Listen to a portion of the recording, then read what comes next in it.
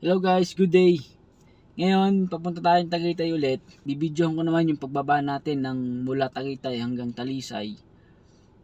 Para mabigyan ko kayo ng idea kung paano ba bumaba ng downhill pagka naka manual transmission ka. So guys, samahan nyo ako. Tara!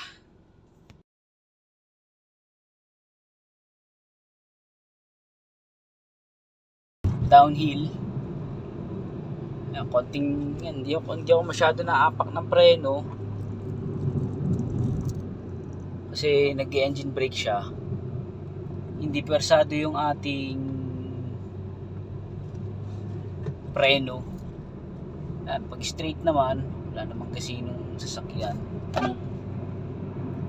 pwede tayo mag upshift kasi yung iba nahihirapan sila mag downhill lalo na pagka manual kasi inilalagay nila sa neutral. Ako, huwag nyo ilalagay sa neutral ang inyong cambio, delikado yon kasi walang control yung ating sasakyan. Pwede kasi na magmintis yung ating preno, so mas mahirap pigilan kasi mabilis. Pero kung kayo ay gagamit ng engine brake, mas makokontrol nyo yung speed nyo, mas hindi persado yung preno natin. So mamaya papakita ko sa inyo kung dun sa nakaraang kong video, pinakita ko sa inyo kung paano ang pag-akyat ng manual transmission dito sa Talisay papuntang Tagaytay. Yun naman pababa kasi yung iba nga medyo, lalo na yung mga newbie, hirap sila sa pagbaba. Yan, downhill tayo. Pwede tayong lumipat sa second gear para yung preno natin hindi masyadong persado. Nagamit tayo ng engine brake anti-mano rito.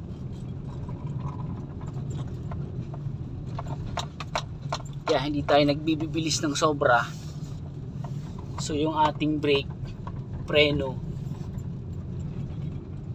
hindi din tayo masyado nagamit, hindi masyado nag-iinit, hindi din malakas sa preno. Kasi yung iba nagtataka, bakit pag bumababa ako, lalo na pagka mahabang babaan mula Tagaytay hanggang Talisay, halimbawa nausok halos yung preno ko kasi sobrang baba, sobrang downhill. So ang technique, engine brake.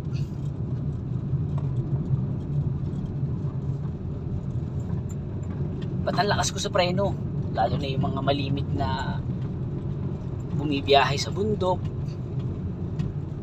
malimit na bumibiyahe sa maraming uphill, downhill.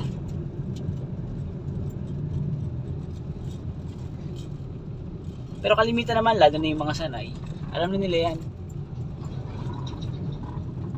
Alam nila kung paano gamitin yan.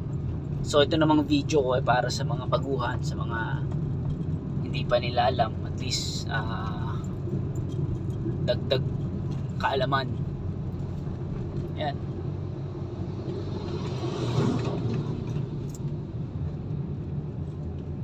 Nakasigunda tayo, second gear tayo.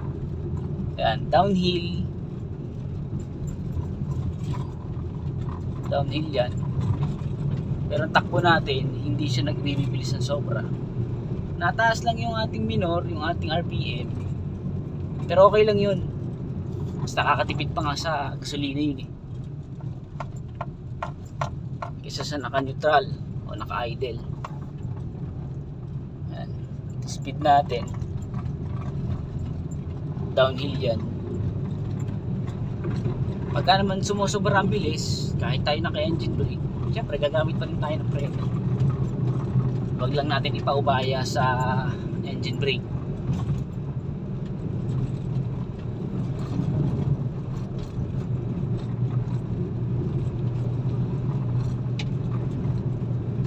RPM natin medyo mataas kasi downhill talaga.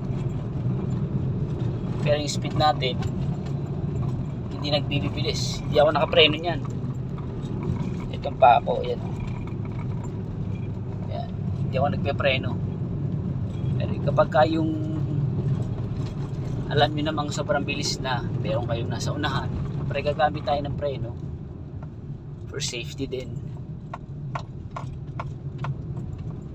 Yun namang engine brake ay support lang sa preno natin para hindi din sobrang lakas sa preno, hindi mag-init ang preno, hindi mapuwersa. Palit tayo ng segunda ulit.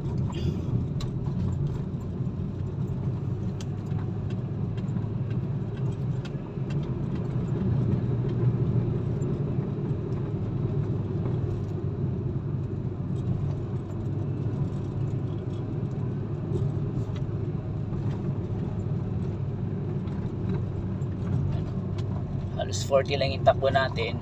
RPM natin nasa 3,000. Downhill, hindi tayo nakapak sa preno, pinapaubahay lang natin sa engine brake. Pero yung iba, kung mag-neutral kayo dito, nako, hindi nyo mapipigilan magpreno kasi tuloy na, mabilis masyado, kaya lagi kayo nakapreno. So guys, yan, ito na ako sa Talisay. Sana nakapagbigay ako sa inyo ng panibagong information, knowledge. Thank you guys. Don't forget to like, subscribe my channel. Thank you. Guys, ang pinakita ko sa inyong video ay kung paano bumaba ang naka-manual transmission. Yung naka-automatic transmission, parehas lang din naman ng mechanic nun. Gamit lang kayo ng plus minus. Kalimitan naman sa mga modelong mga naka-automatic ngayon, meron silang plus minus. So, ganun lang din. Para ka lang din naka-manual, magma-minus ka lang, dalhin mo lang dun sa second gear, third gear para gumana yung kanyang engine brake. So guys, sana nakatulong ko sa inyo. Thank you for the support.